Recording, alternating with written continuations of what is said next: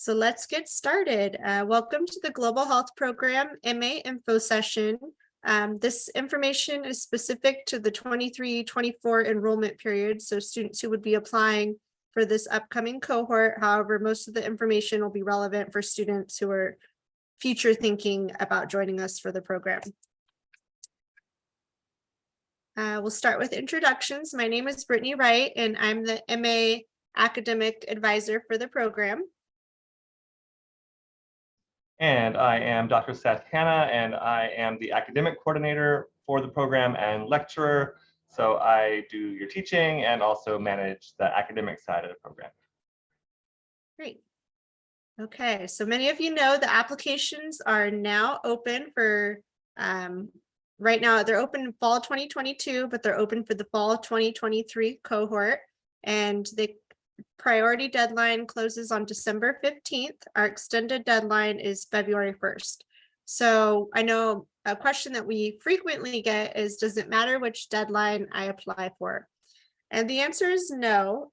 We review all applicants equally. However, if you are in the top group of the priority deadline, you will hear about an admissions offer sooner than students who are in the extended deadline. So you may hear, if you are accepted in the priority deadline, you may hear by early January. As with the extended deadline, you may hear later into February or early March. If you don't hear from the priority deadline, so say you apply December 15th and you don't hear from us and it's February, that doesn't mean that you didn't get into the program. That just means that you weren't the top first group to get in. But what we do is we admit a certain number from the priority deadline, and then we re-review all the applicants together during the extended deadline. So those from the priority deadline get reconsidered in that group as well. Okay, so let's talk a little bit about what the program is all about, what our typical student profile is like, and get into some of those details. So it's open to all students, regardless of your bachelor's degree. So you must have completed a bachelor's degree, but it doesn't have to be specifically in global health. We have students with political science, public health, psychology, different backgrounds, but they do have some sort of health curriculum built into that. It can be completed in one academic year. And our typical student profile, Dr. Hanna, you want to talk about that a little bit? Sure. I would say it's a mix. Like, we've got students that are just really passionate about global health, and they want to pursue a career in like working in nonprofit sector, working in global health and public health, anything in the directly into the labor force, dealing with global health. And they're really, really excited about working. And so they come in with that background, specifically having studied public health or global health. They're really excited about it. They want to enter the workforce. And so they see this one-year program as a great way for them to get a little bit more preparation before they jump into a career. The second big track we get are students that want to go on into health professions. And so folks that want to go into medical school, maybe they want to do social work, different kinds of health professional careers, and some of them maybe also non-health professional careers. So maybe they want to do anthropology PhD or some other kind of PhD, but have their interests intersecting with global health issues. And so they want to come and sort of add this global health perspective and a master's before they go on to further study, so that when they go ultimately to do what they end up doing, whether it's PhD or med school, they will have a good foundation and grounding in the topics that we are formulated the program around. So those are the two basic profiles of students.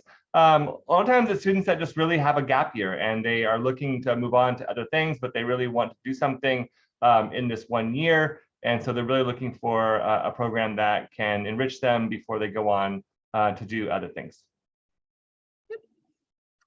Okay, and so one question that a student asked in the survey for this is, what is a global health field experience? And I often get that question from a lot of our applicants, as one of our requirements is that you've completed a global health field experience, international or domestic, or have postgraduate global health related volunteer or work experience. So for instance, if you participated in the Peace Corps, Or some other examples of this global health field experience we speak of could be if you volunteered in a health clinic, a food bank, or even serving as a medical scribe.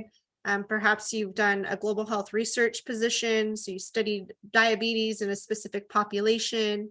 You could have studied abroad and volunteered in hospitals or shadowed physicians.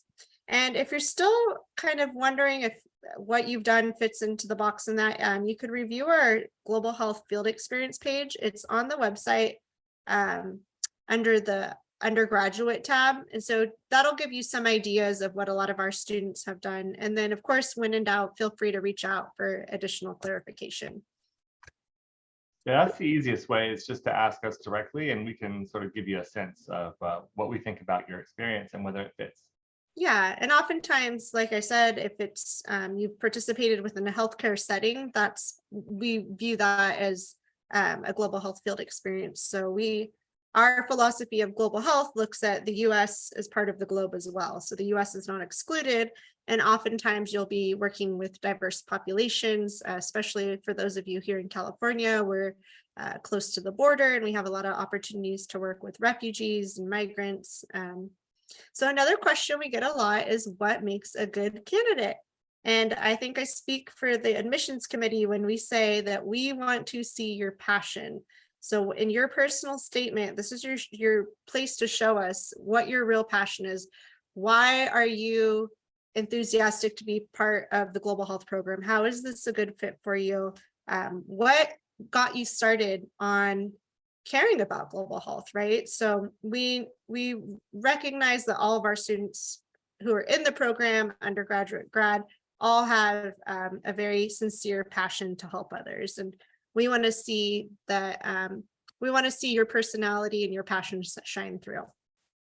Yeah, and in a specific way relevant to our identity and what we're doing as a program as well. And so, just a kind of a generic discussion about your passion for helping people is a little bit too abstract. Like, we want to know what you think about us and how you think you will fit in with and benefit from the program that we're offering. So that's really, really important. And what we definitely don't want is to get the sense that we're just kind of an afterthought, that this is just something that you are doing to sort of tack on to your resume, fill some sort of a box, so you can move on. We want to know that this is going to specifically and uniquely benefit you in your career trajectory, and that you care about the brand of global health that we do. And I'll talk a little bit more later about what makes our program unique in that way. So those are just some things to remember. We don't want you to look at this program as just a short-term waypoint,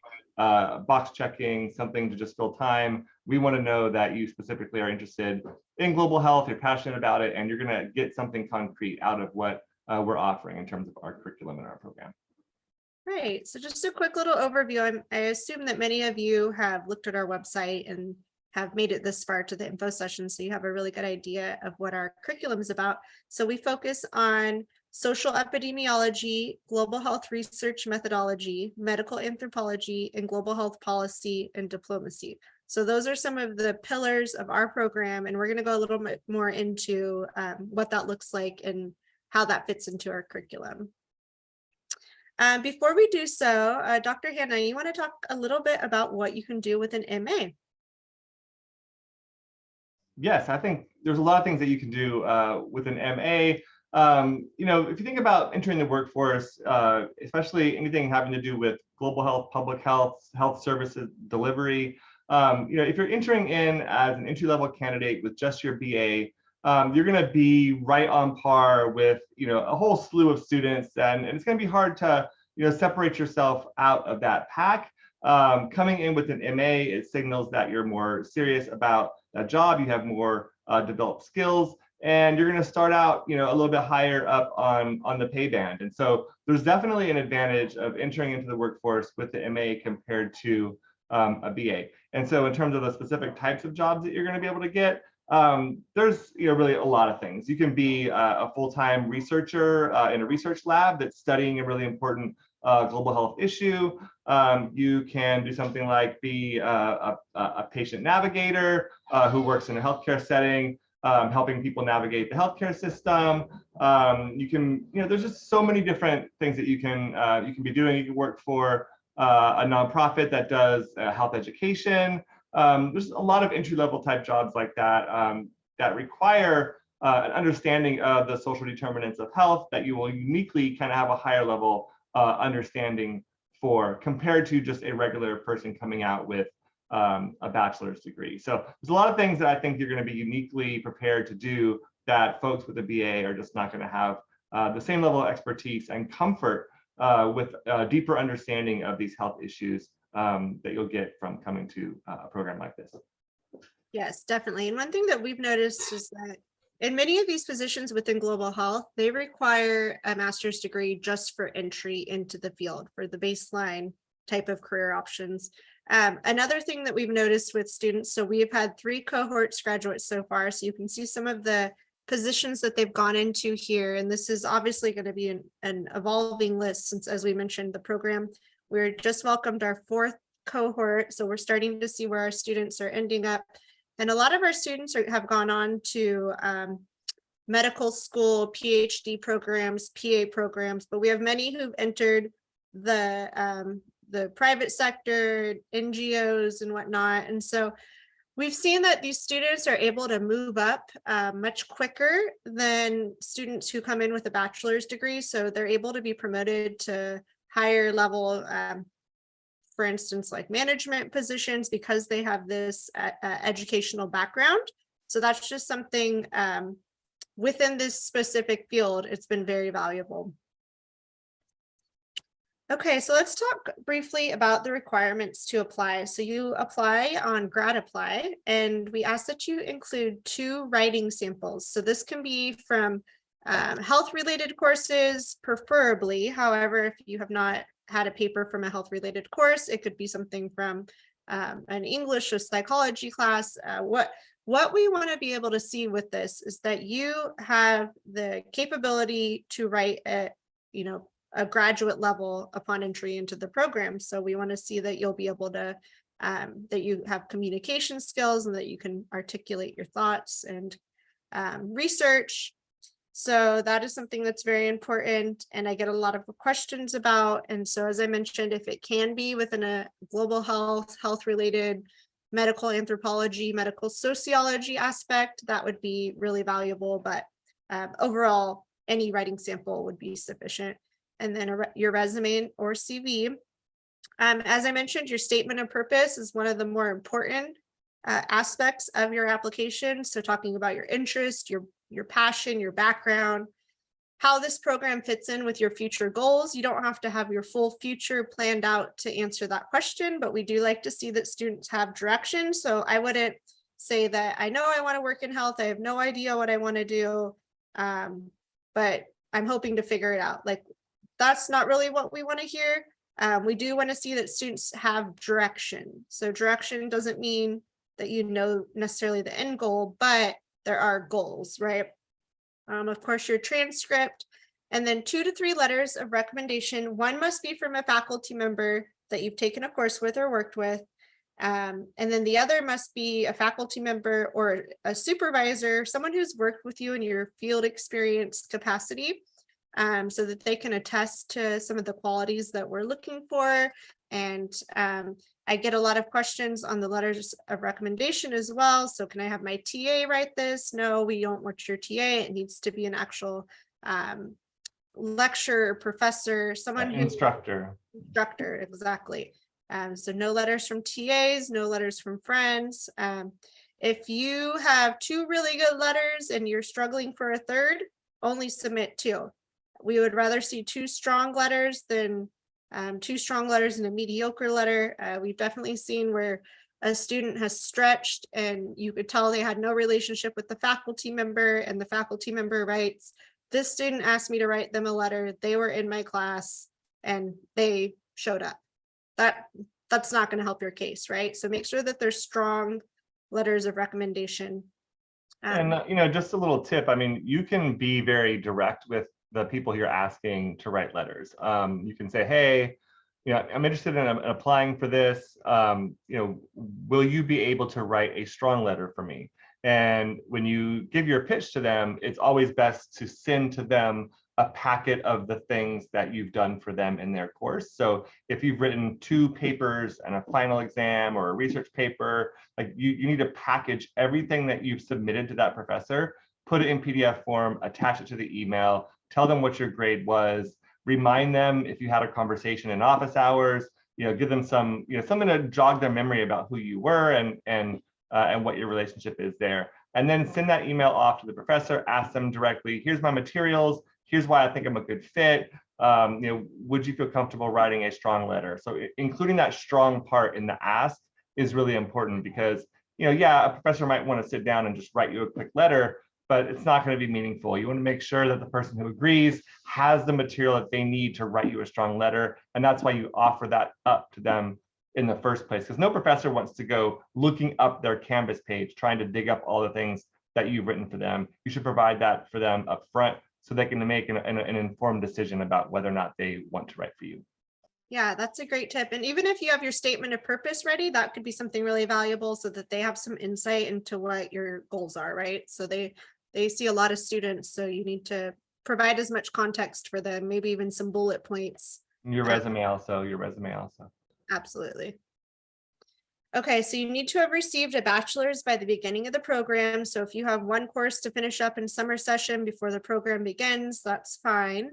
We don't want you to have, 8 classes to finish in summer. That's not feasible. But if you have 1 or 2, you could still be accepted into the program. Minimum of 3.3 GPA. Question I always get as well is, should I still apply? I have a 3.0, I have a 2.9. Should I still apply? And the answer to that is it depends. So you need to really highlight what else you have going for you. So if you have strong field experience, you have strong letters of recommendation, you've written an amazing statement of purpose, you've maybe there's explanation of why your GPA's, taken a hit for certain quarters, or if you're including all of that in there, we do encourage you to apply. Now, say you have a 2.9 GPA. So I'll tell you that the graduate division doesn't allow us to accept anyone with below a 3.0. And there has been an instance or two where the department could write a letter on the student's behalf. And that could be something that, that it's very, very rare, but that is something that could be done. But another point to make is it's all relevant to the pool of the other students that applied, right? So if you have a 2.9 or a 3.0 and we have 20 spots in the program and there's 30 amazing applicants with all of the above, then that it's going to be a more competitive pool. So it just varies by application pool, and you must have a very strong repertoire of other things going for you if you still plan to apply with below the 3.3. Yeah, and I'll just add a couple things here. A typical edge case is someone who was pre-med for 2 years and, just sort of struggled along in their pre-med courses.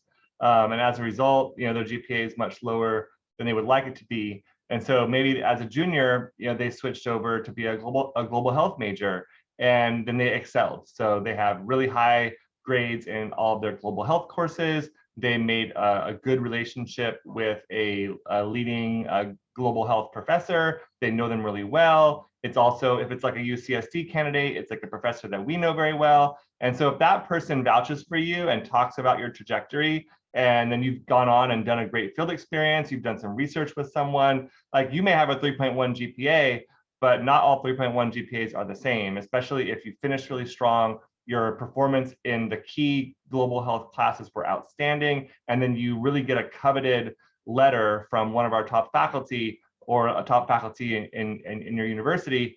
That's going to count a lot. And so that's where we see a lot of these edge cases is students moving from a really rigorous pre-med coursework. It didn't really work out for them. And so now they really are passionate. They've moved into global health. They're all in, and they've got the credentials to prove that they're all in, and they really want to go forward with this program. We will really look closely at that student, and we'll understand and contextualize what that GPA was all about. And we'll look actually at your performance in our core courses or in the global health courses that you took, and we'll weight those a lot more than those other courses that you took when you were in a different major, et cetera.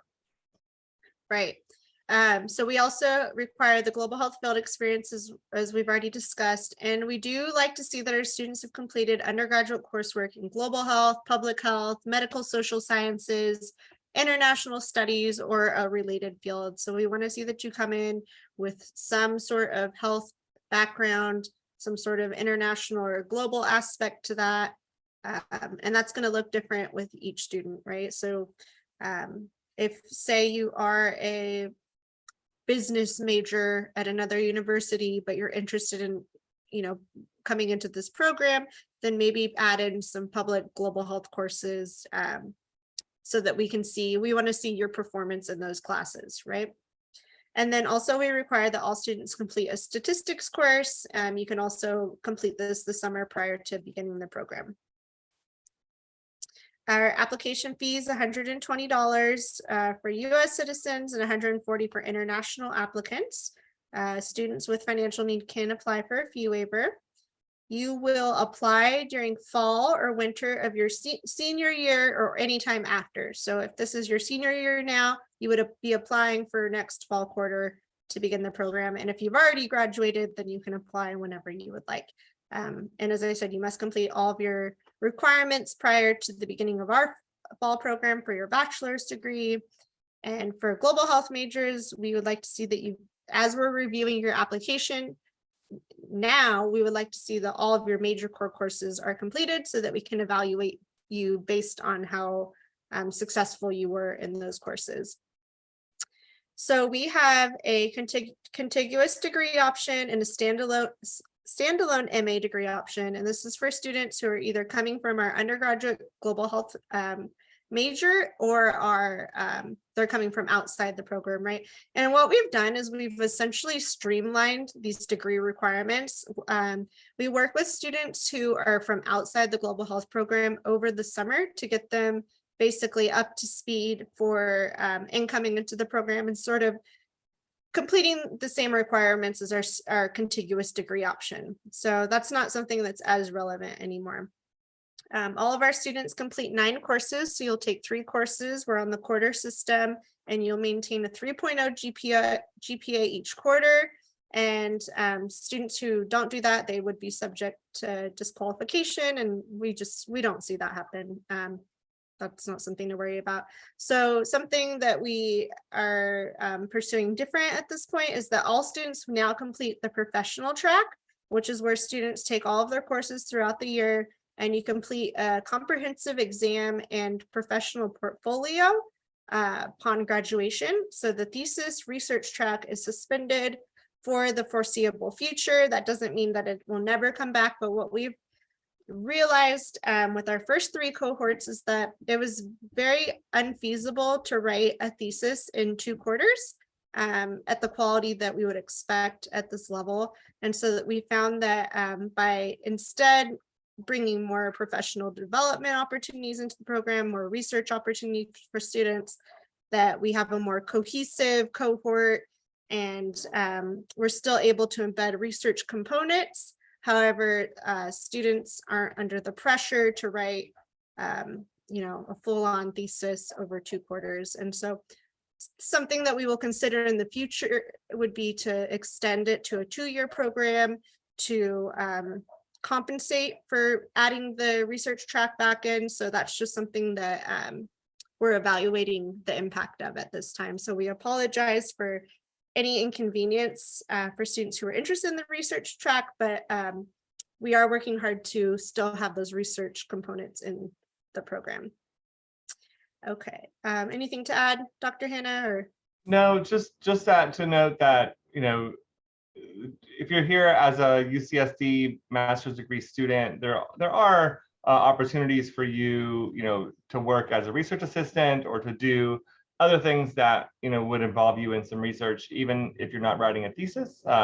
Writing a thesis requires a lot more effort and time and attention than just, doing some research or working in a research lab or working on a research project. So, if you're passionate about research and you think it would benefit you for your career goals after the program, there are ways in which you can try to develop relationships and, cultivate some research experience while you're here.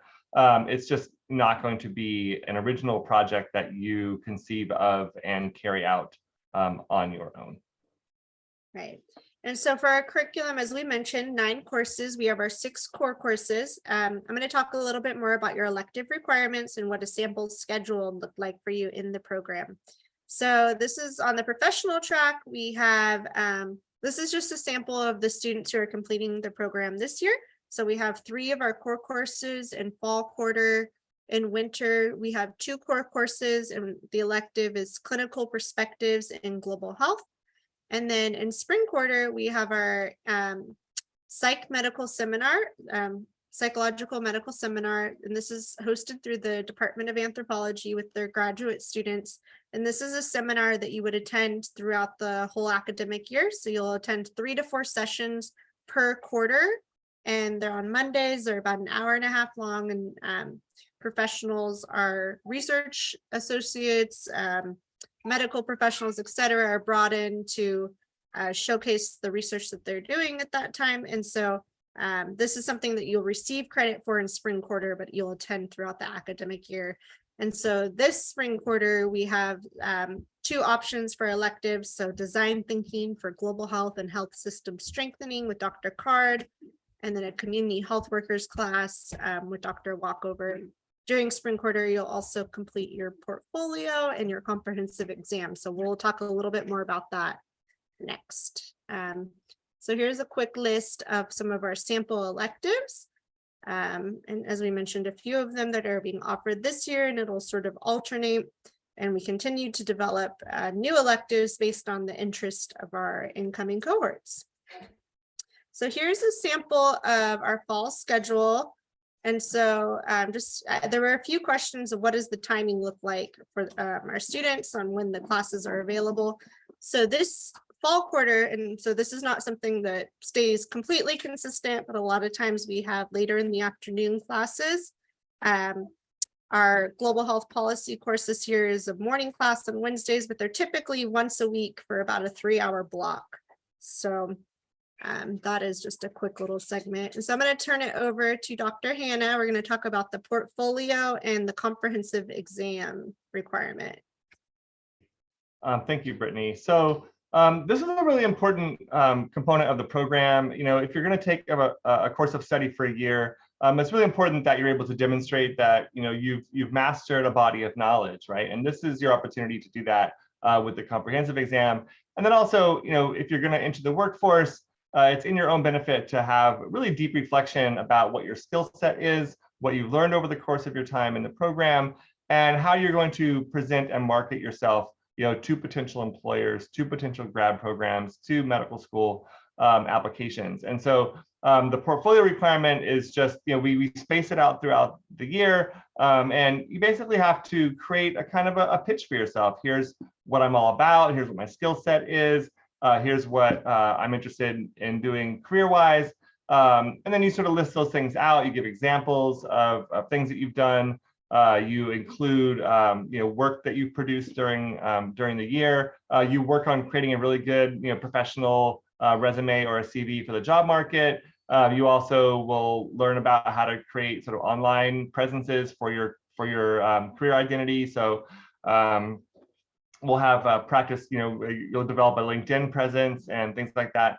And then, yeah, so you'll put together this packet. It helps you sort of develop a sort of fluency in talking about yourself and pitching yourself to potential employers. So I think it's a really useful exercise to do. It's mainly for you. You put this portfolio together as a process that you go through to learn how to present yourself as you enter the workforce. So yes, we will grade it for competency and completeness, but this is not like an assignment that gets graded. This is more of an exercise of things that you need to do to prepare yourself to enter into the labor market. And our role will be to help you, build the strongest portfolio as possible throughout the year.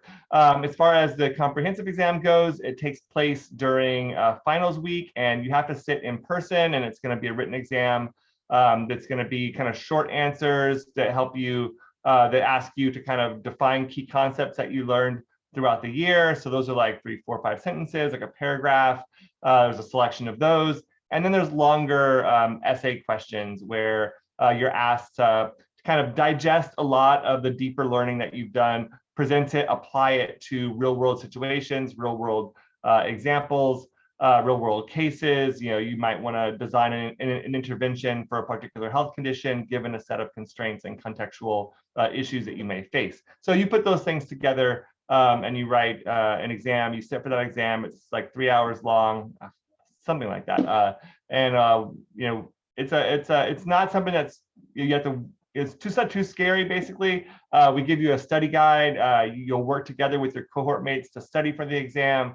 And if you happen to have difficulty with that exam, you can retake sections that you struggle with. So it's not something that's, you know, impossible to overcome if you have difficulty writing or if you have difficulty taking exams. We will provide you with opportunities to raise your score in the time that we have available. So it's a good way of demonstrating and showcasing what you've learned, and you shouldn't feel too scared about not passing it, because we do give you lots of accommodation and help in preparing.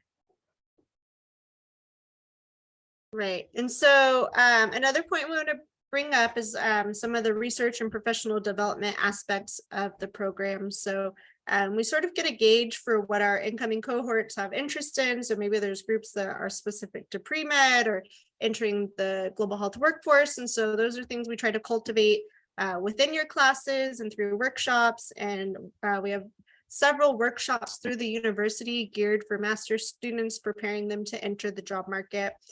Students are also able to apply to participate in our Health Frontiers in Tijuana program. It's an internship program run with faculty through the School of Medicine and medical students. And so they run a free clinic in Tijuana that students participate in, and they get everything from research to healthcare participation, physician shadowing involved in this experience. And you can also receive course credit. So that's just one aspect.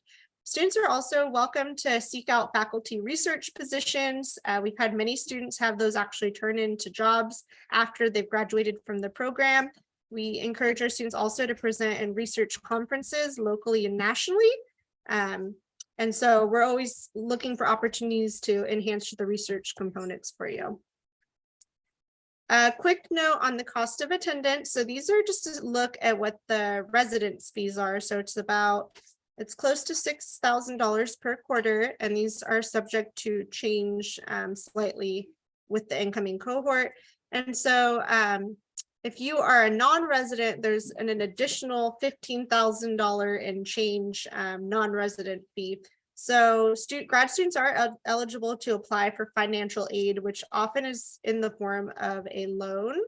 But another avenue that many of our students pursue is to become employed as a reader or TA.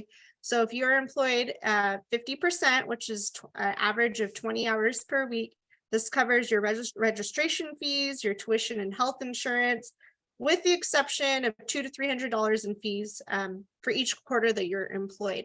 So we have thus far had all of our students who are interested in being employed at 50% and have had their fees covered with that. And you're also gaining valuable work and teaching experience. So for students who are planning to apply to PhD programs, this is something that really looks great on your application. And then also just when you graduate the program, you aren't entering the workforce without any experience. And so the Global Health Program has a handful of positions that we hand out each quarter, and then our students also apply to positions in the Department of Anthropology, Human Development, Public Health, the college writing programs. Biology employs a lot of our students, so there's a lot of different opportunities for you. And I believe that if students are proactive, that they have a very high chance of being successful of becoming gainfully employed. Another resource that is available to our graduate students is there's a graduate student association. So we have 2 representatives from each of our cohorts. And the GSA is, they host social events throughout the year. They have networking and career nights, panels. And so they're a really good resource. Additionally, for applying for things such as conference funding. And if you want to host your own graduate event in our department, you can apply for the funding there as well. In addition to pursuing funds with the Global Health Program. So we wanted to sort of just briefly go through all of that and leave some time for questions now. So I'm going to open it up to anyone here who would like to ask any questions. And you're welcome to have your video on or off, write it in the chat, or any form that you're comfortable with. So feel free.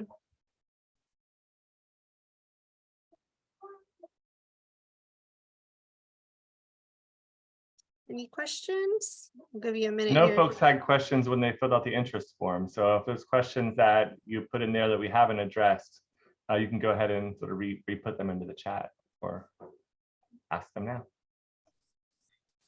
Oh, hi, I had a quick question. So in terms of the application itself, I know that you had stated that the minimum GPA is a 3.3. But for my case, I majored in microbiology and I minored in anthropology. So for my minor, I got straight A's. So in that case, would you say then that in terms of the application, along with other factors, my minor would then be weighed more? I'll answer that question. I mean, yes. I mean, we consider all context when evaluating an applicant, and so if you speak directly to that issue in your statement, just flag it for us. Say, hey, this is what I've done. This is my background. This is why my grades look the way they look. And here, look what I did in all my anthro classes. They were amazing. We're going to pay attention to that, and we're going to look closely at that situation. So yes, that's the exact kind of example that I was giving earlier, the way we try to contextualize each student's preparation and also their ambition, and also how clearly you can articulate what your goals are in the program and what your career ambitions are, and how the program will benefit your career ambitions. Like if all that stuff links up and you have a good field experience, all that kind of stuff, good letters, I don't see why you would be disqualified by having a low GPA. You might stand out, more for us than a student who is a really great student academically, but really doesn't have a strong connection to global health. We're going to be much more interested in bringing somebody in who has a clear identification with our mission and the way that we combine social science, anthropology with global health from a critical perspective. If you identify with that and you can show us that your coursework represents a deep understanding of that brand of global health, we're going to be really much more interested in having you here than a straight A student who's taken a bunch of bio classes, took 1 or 2 global health classes here or there, and they say they want to be a global health doc, but they have no demonstrated experience doing anything to further that career ambition. That person is just kind of saying they want to do global health as a doc, but don't have any demonstrated interest that indicates that they're really going to follow through. We much rather have the person here who has deep interest in global health from an anthropological perspective, from a social science perspective. And if that person, shows that they can write at a graduate school level and they can complete the program, and if you perform in all A's in your anthro classes, that's going to be a pretty good indication that you can perform in our courses. So that's just the way I would answer that question. Got it. Thank you. Just to address a few questions here in the chat. Thanks for putting these here. So Karina had mentioned, Dr. Hannah did address this, is that what GPA are we looking at? Are we looking at when you apply for the program, when you graduate from your program? So initially, we're going to be looking at your GPA of the transcript that you submit for when you're applying for the program. But say you have a spectacular winter, spring quarter, you haven't received an admissions offer, feel free to update us and we will definitely take a look at your application again. And it's sort of always an ongoing evolution with the application process. So we'll start to slowly let out some admissions offers. And then if we hear back from students, we'll continue to let more in. And so that segues into another question is how big is our application pool? How many students are we letting into each cohort? And I think at this point, we probably would admit 25 students. We expect a little attrition, that not every single student will apply. However, we do usually have a pretty high acceptance rate for the program. And I would say we probably, a typical application pool would maybe be 60, 70 students that apply. That would kind of just be an average guess of what we would expect this year. So, you know, it's competitive, but we're not a large program that's promoting all over the place. Like where students sort of find us, they have the interest in global health and they sort of seek us out. So I'd say it's definitely worth your while to apply if you feel that you fit our criteria. And again, we're flexible and holistic at how we look at the whole application for each student. And then another question is, would I be able to participate in the Mexican Migration Field Research Program, so MMFRP? And there's potential that yes, you could do that for course credit. It would just be dependent on what the focus is of the research program for that academic year. So I've seen, I don't know too much about it, but I have seen that it alternates sort of what the focus is based on the instructor who's teaching the course. So I've seen times when it is very health focused. I've seen times where it's policy focused. So if it is applicable for the health content that year, then yes, that would be something that you could petition to be a part of. Brittany, what's the deal with GRE scores? So we don't require the GRE. If you have done amazing on the GRE and you want to include those scores, you're welcome to. That would just help give us a picture of, you know, again, I would only include them if they were really strong, but you're welcome to. So if you worked hard and did great on the GRE, feel free to include those scores. However, we won't penalize any applicants for not having those scores. Okay, so we have a question here. If so basically, if you took classes at community college after you graduated, would we accept letters of recommendation from community college professors? Absolutely. That would not be a problem. A pro tip, though, I will say is that if you're can get it from a global health related faculty member, that would be ideal. However, again, that's just a consideration. It doesn't mean that you have to. And for our global health, or for any of our UCSD students, we have a letter of recommendation form that is on the admissions page, and you can use that in lieu of having your recommender write a full letter. So some of you may be applying to multiple programs, so you're going to need a letter anyway, so don't have your recommender do both. We're trying to make this as easy as possible on the faculty. So say you're only applying to the global health program, you can use this simple form for them to sort of evaluate your competency that way. It's also best to try to get those letters secured as soon after the course is finished as possible. So the longer you wait, the harder it's going to be to get that letter. So don't wait. You know, as soon as you finish a course, go ahead and make that ask as quickly after as possible. Yeah.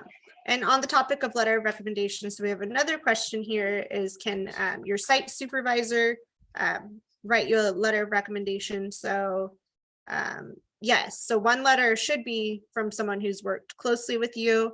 I would not suggest that you don't include a letter from a faculty or instructor though. So you can definitely have that supervisor letter, but in addition, we need one letter to speak on your academic performance.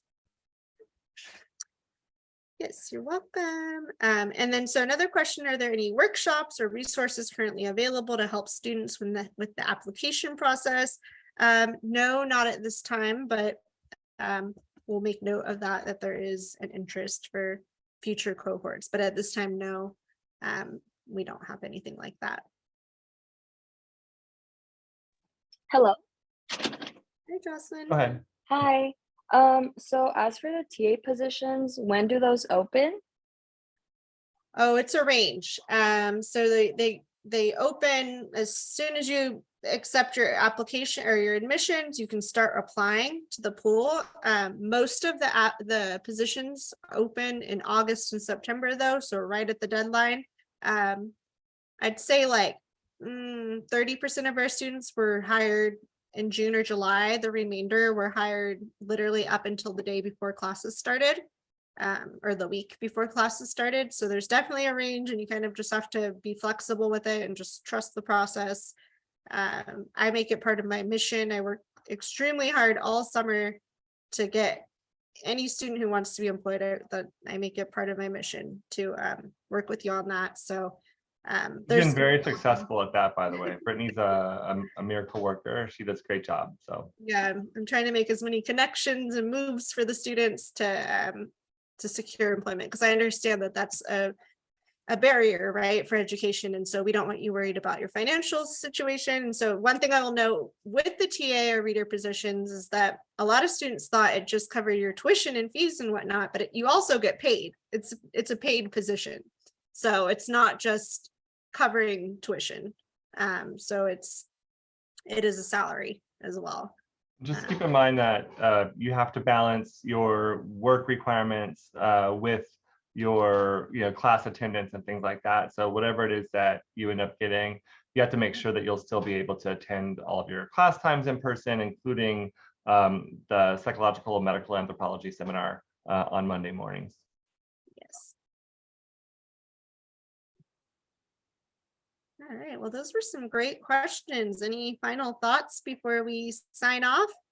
We had a question, will this recording be made available? Yes, we will get this posted. I'll send it out to the students who registered and I'll put it on our admissions site, and I will also send out the PowerPoints.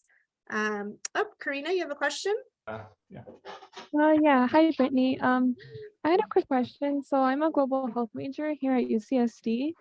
I was just wondering, like, if you had any advice on like those of us who kind of have like a hard time like connecting with professors, or like any like tips on how to get like a good letter of recommendation. Yeah, Dr. Hannah, did you hear that you might have some good tips on how to so for students who are a little more shy, would you say, like to go like be actively engaged? Yeah, look, there's no like there's no easy way to do this if you're not kind of by nature like inclined to be good at this kind of stuff. Really, it's office hours, office hours, office hours. Just go to office hours, and the more you can get to know a professor one-on-one during the quarter that you have with them, the easier all this will be. They will remember you. They'll understand who you are, what your background is, what your skill set is. They'll pay more attention to the papers that you write. They'll grade them closer. They'll give you better feedback. I mean, everything is about creating that relationship with the instructor. And even if it feels transactional, like, oh, I'm only here because I might want a letter in the future, we don't care. Like we want to know who you are, what you care about, what you're bringing to the table. We enjoy that one-on-one educational experience. At least I know I do. So you just have to be shameless about it. Make the appointment. Show up unannounced, whatever. If there's office hours, walk in person is better than remote. So you just have to be really aggressive about putting yourself out there. And the office hours, like, those are meant for you. Those are there specifically for this. So you just have to walk in as if you belong there, as if you're not imposing, as if you deserve to be there, because that's a service they're being paid to provide to you. And that's your chance to make the case for yourself in a one-on-one setting. That's the best thing you can do. After that, you just have to kind of craft a really nicely written email that describes your situation, what you're applying for, reminding them of what you did for them in their course, and then provide them with all that information. The more information you provide, the easier it will be for them to say yes. Make it easy for them to say yes. You don't want them to have to start thinking too much and jogging their memory. Make it easy for them to say yes.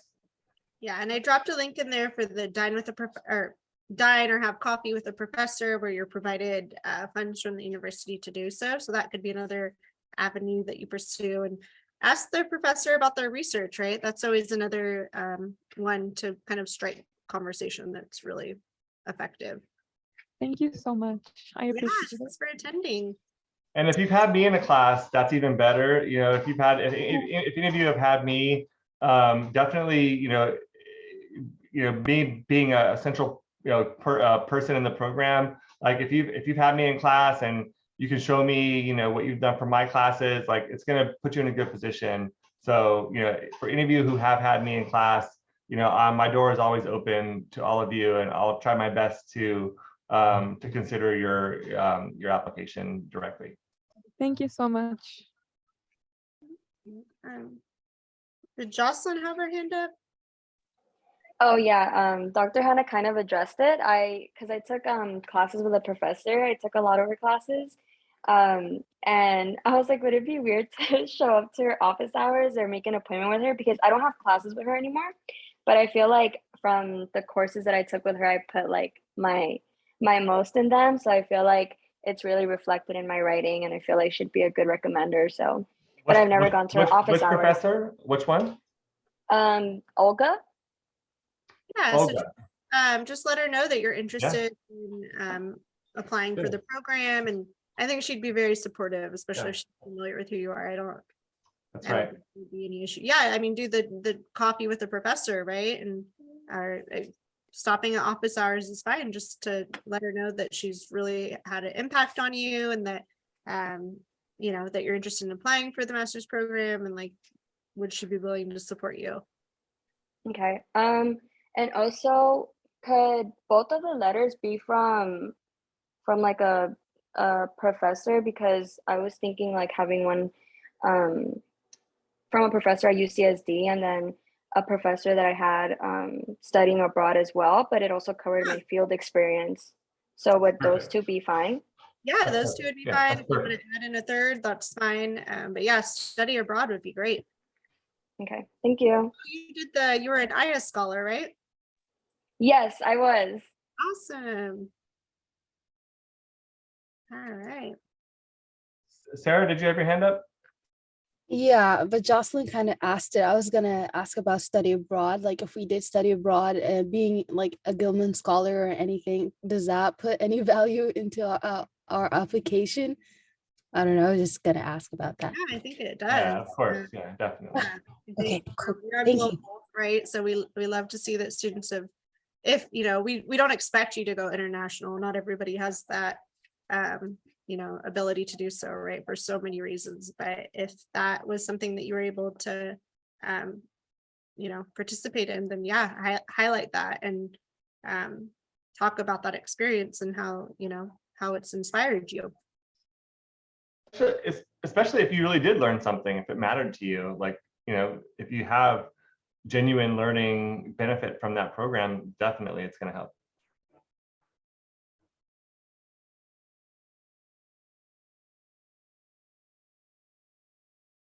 All right, well, these have been amazing questions and a really engaged audience. So thank you so much for joining today. And like I mentioned, I will send out the PowerPoint. And if you have any additional questions, feel free to reach out to me at ma-globalhealth@ucsd.edu. And if there's anything specific to the academics, you can reach out to Dr. Hannah. His information's on there as well, or I can loop him in if it's a multi-pronged question that you want to just direct to me as well. So thanks again for your time, and we hope to see your application soon. Bye, everyone. Thank you. Bye.